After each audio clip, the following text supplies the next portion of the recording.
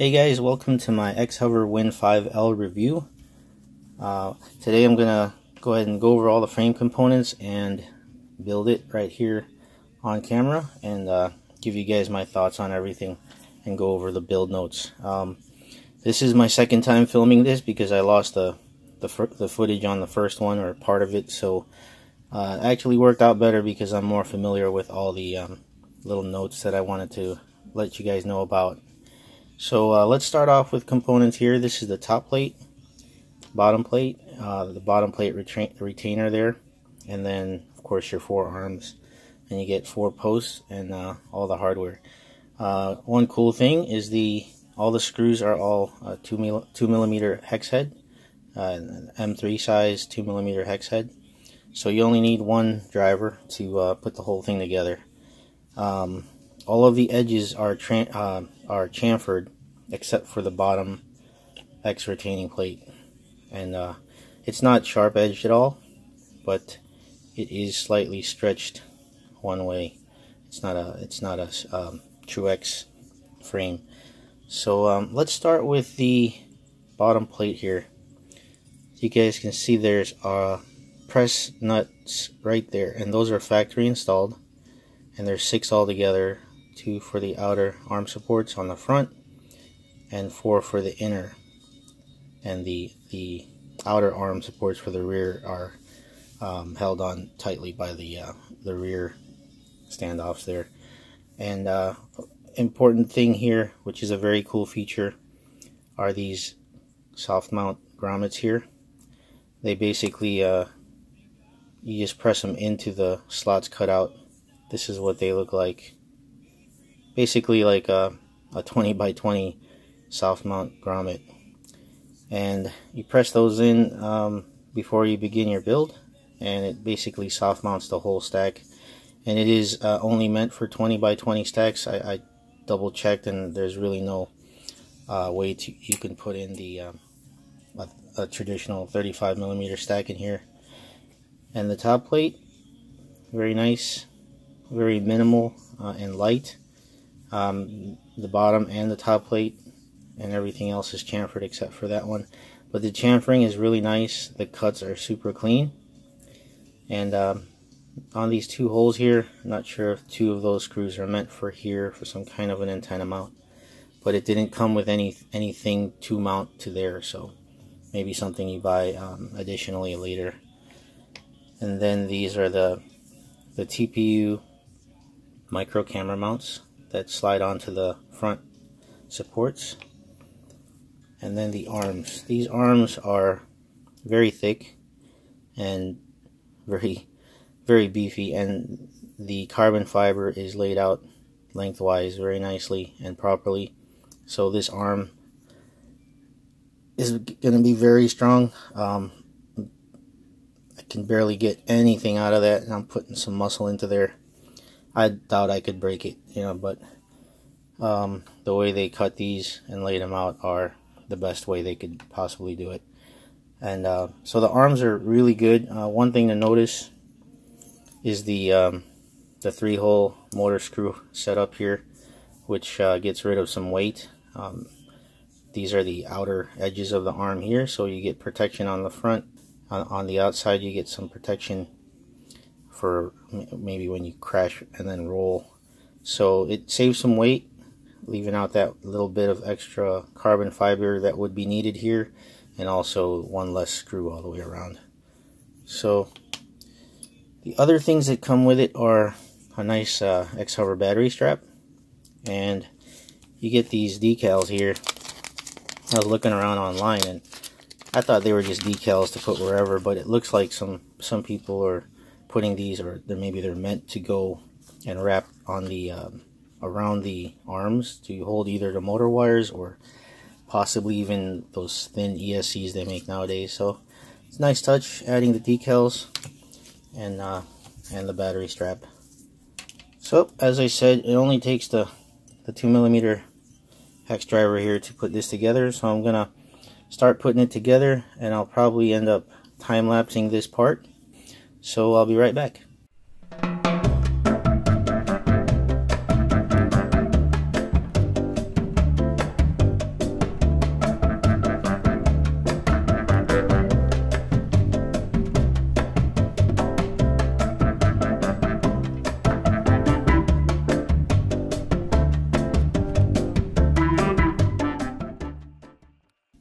Alright guys, that took me about 4 minutes to piece everything together.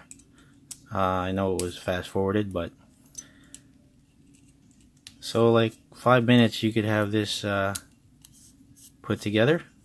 So it's very easy to put together, but the frame itself goes together really nice because it's cut very nice. All the holes are nice and basically as good as tolerance as you can get.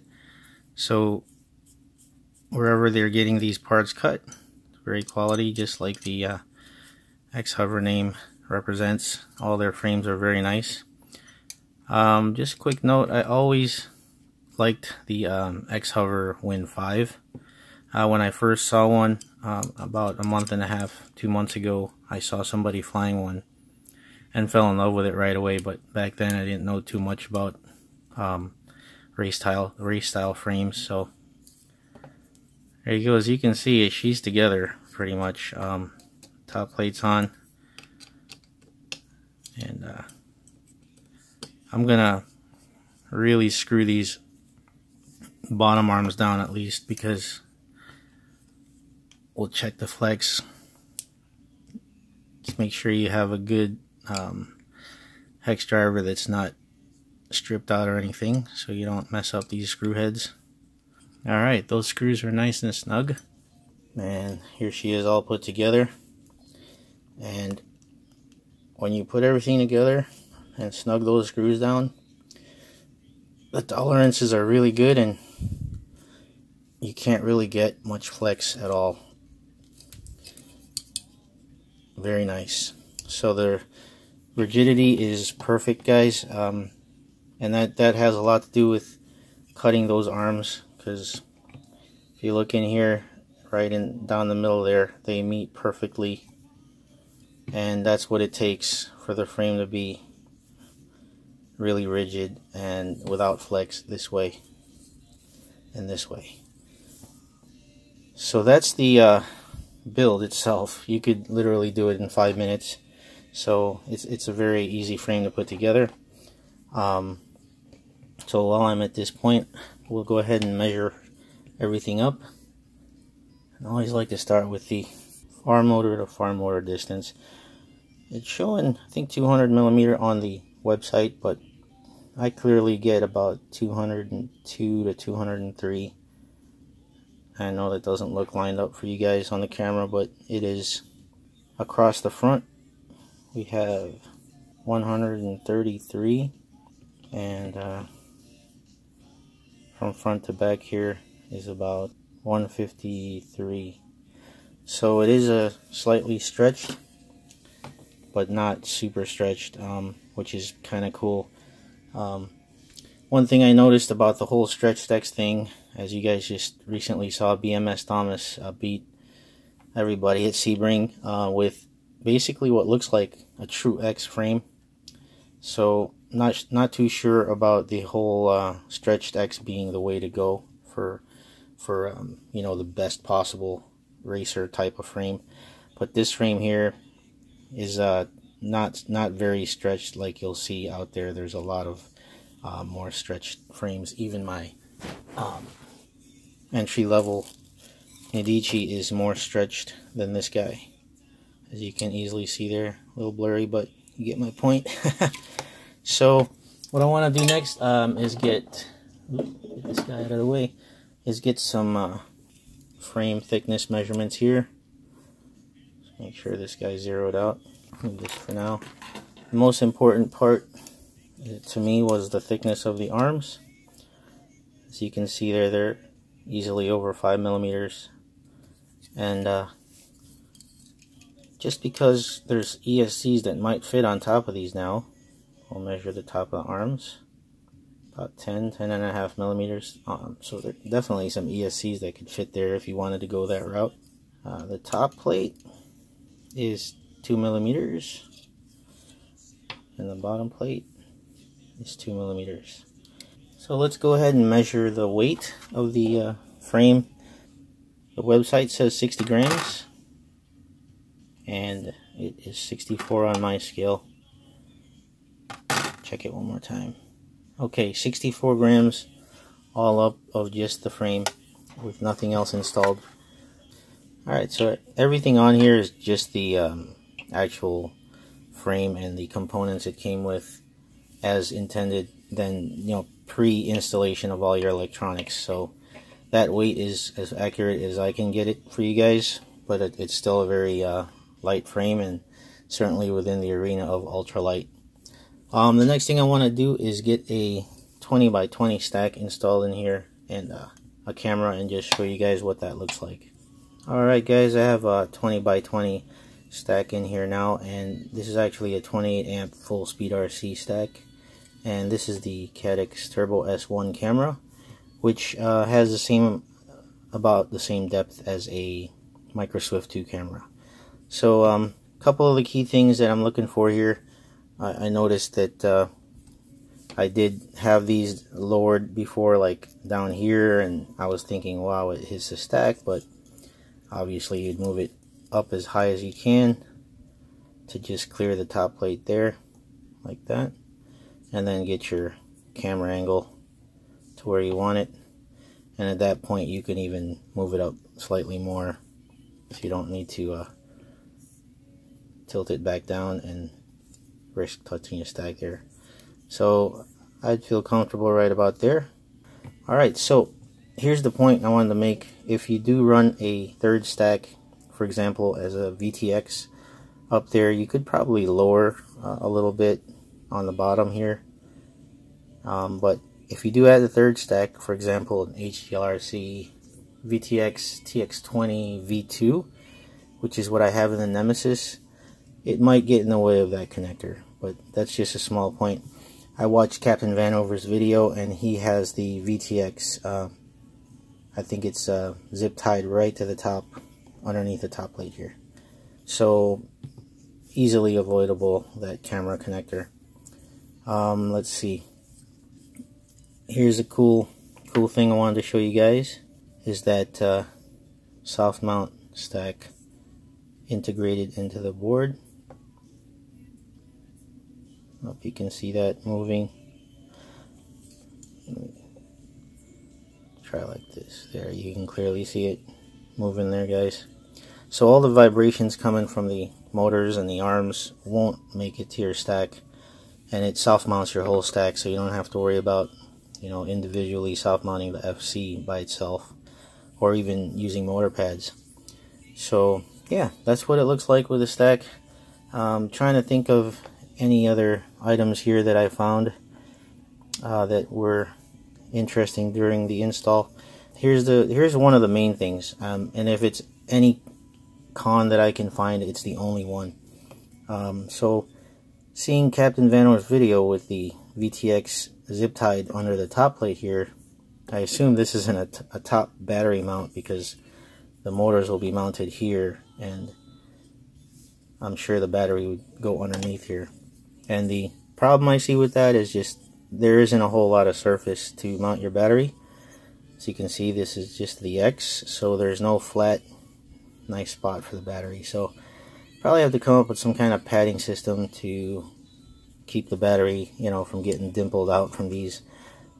Get a nice flat spot here somewhere, and the battery is strapped through here. Alright, so just the last bit of screws here. You get an extra medium-sized length screw, and it looks like an extra short. And I think these two screws here, saying earlier, I think are meant for here or something, because it looks like, oops, it's slotted for that size screw. So I'm not sure what would screw into there, because they're kind of close together. Maybe a optional 3D printed something or zip tie, maybe zip tie your VTX antenna out, I'm not sure. And then of course the extra soft mount grommet, which is a nice touch that they add the extras. So alright guys, I just want to go over any other things I found, and like I said, just the battery mount position with those screw heads sticking out there. They didn't give any kind of padding or any manual at all that came with this. Not like you need one, but at least some padding or some kind of a pre-made padding. So I'm thinking of going with something thick here to rise it up to about here off the front here, and then the padding on the back, and then add some thin padding just above the height of the screws here. Yep, the receiver I plan on putting right here. Plenty of room right there, and I'll probably do the same deal Captain Vanover did with the VTX. And I saw some 3D printed antenna mounts that are made for the Win5, and actually Captain Vanover had a 3D printed antenna mount back here with some kind of an axis.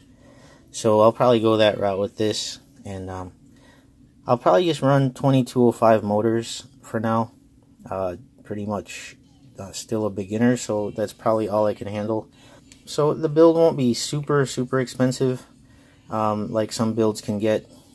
Depends, I guess, on the motors you choose. And you know, I noticed the 20x20 stacks are very well priced. Like you can get the HGLRC 438 stack with the VTX. I think I saw it for $80. So that's a pretty good price for the bulk of your electronics going in. And you know, depending on the motors you pick, it could get pricey. Like the Ladribs are $26 or $27 each. I might just get the same RDQ 2205s and put them on here for now until I get better, and just to go ahead and test it out, because they're on my Nadici Black Pearl, and that's plenty of speed for that thing. Alright, there's really nothing else I can find, guys. Not sure if I mentioned the 3-hole thing. That's a great idea. I like that. Saves some weight, and all the components are really nice. The standoffs felt like aluminum, and they're light and slightly knurled, so they feel good, and they are easy to grab to not tighten down these bolts here. And yeah, I mean, if you look at it, it's just minimal. It protects the camera very well. It has everything you need, and there's nothing here that you don't need, which is great. So it's about as absolute minimal as it's going to get for a race frame, and they add the 5mm arms, which to me are great, because they kept everything light so that they could add thicker arms on here. And as you can see, that those are going to take a beating. While I'm on that 5mm arm point, guys, I'll show you the Nadici's 5mm arms, and they don't flex. They don't take a beating.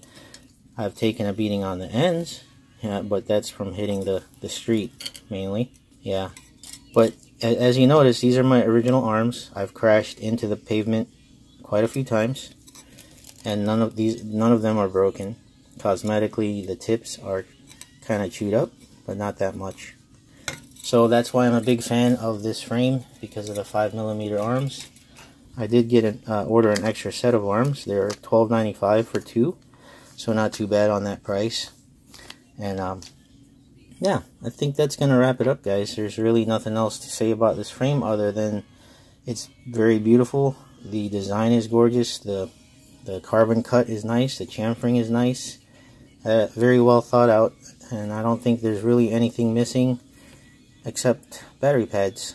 And you know, if you're building a frame like this, yes, it's a nice touch to add those, but you're probably at an experience level where you'd find a way to get that battery laying on there nice and cushioned and flat.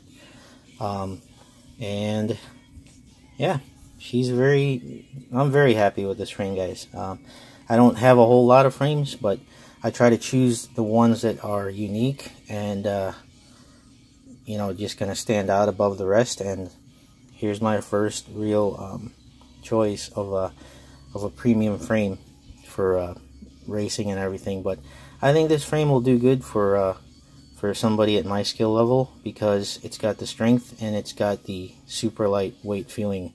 And I'm looking forward to building this out and ripping it around the park there. So upcoming will be my build video, and along with flight video in that same video. I'll make sure to have flight footage posted on there, line of sight and FPV. So yep, stay tuned, guys. I will get that video out as soon as I can, and please join me for that one. And I really do appreciate your support and time and watching my videos here. So hopefully you guys have a great day, and we'll see you next time. And please be safe and keep on flying. Take care.